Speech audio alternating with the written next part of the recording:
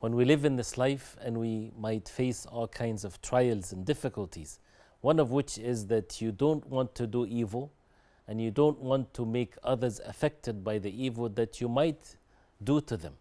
So to protect oneself from evil and to protect others from the evil that might come from you. And this is how pure and sincere the believers are. There's a dhikr that the Prophet ﷺ taught his ummah, taught the people to say, and this is something to be said in the morning and in the evening. The Prophet ﷺ would say, Allahumma fatir as-samawati wal-ard, عالم الغيب والشهادة رب كل شيء ومليكه أشهد أن لا إله إلا أنت أعوذ بك من شر نفسي وشر الشيطان وشركه or وشركه وأن أقترف على نفسي سوءا أو أجره إلى مسلم, which means, O Allah, the creator of the heavens and the earth, the initiator of the heavens and the earth, the Lord of everything and the one that is sovereign and in charge and owns everything in the heavens and the earth. Then you seek refuge in Allah subhanahu wa ta'ala, that you seek in refuge from Allah, in Allah subhanahu wa ta'ala, from the evil within oneself and from the evil of the shaitan. وَمِن شَرِّ الشَّيْطَانِ وَشِرْكِهِ, this is one way to say it.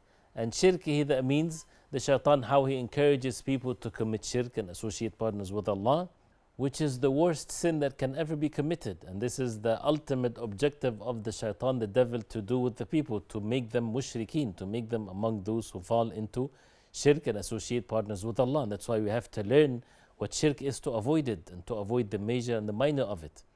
Also, the word can be pronounced as sharakihi, that you seek refuge in Allah subhanahu wa ta'ala from the shaitan and his sharak, wa sharakihi. And sharakihi is basically the traps that the shaitan would set up for the people to deceive them to fall into the sins and disobedience of Allah subhanahu wa ta'ala.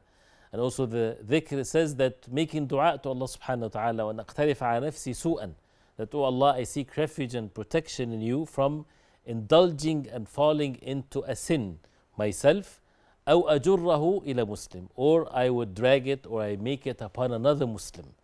So this is how sincere the believers are. They're not just concerned about themselves, but also concerned about others. How that some people, their sins are not contained to their own selves. Their sins goes beyond their own selves. Whether they do it publicly, people would see them, people would imitate them and follow their ways, and this is how human beings, they interact with one another, or they encourage people to do what is evil, so they do the job of shaitan. That's what shaitan does to the people. He whispered to them evil. So the human being would whisper to people also evil, because people want to acquaint themselves with others.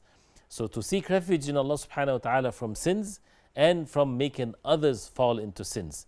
And as one of the early generations of Islam, he said that one of the happiest people on the face of earth is the one that when he dies, his sins dies with him.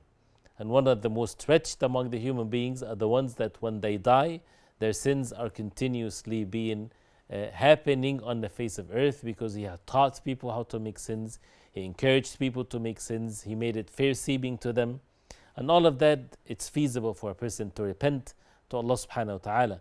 But to protect oneself by making these types of adhkar, and it shows the beauty of and the blessings of making remembrance of Allah subhanahu wa ta'ala, especially when it's taught by the Prophet alayhi salatu wasalam.